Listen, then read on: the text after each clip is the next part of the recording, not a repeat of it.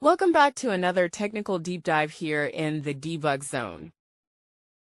Today we're tackling a big question and breaking it down with insights from other users.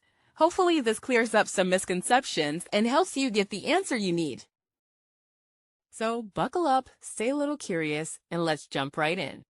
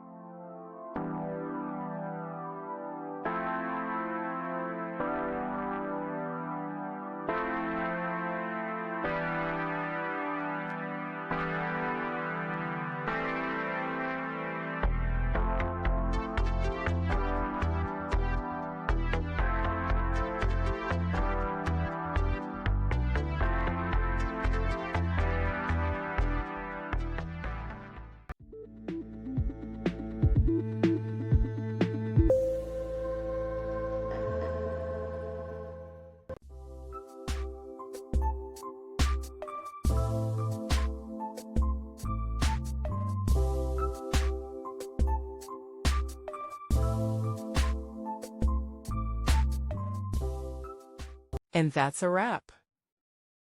I hope you found the answer you were looking for. If you did, take a second to hit that subscribe button. It really helps out. And let me know in the comments which solution worked best for you. See you next time in the debug zone.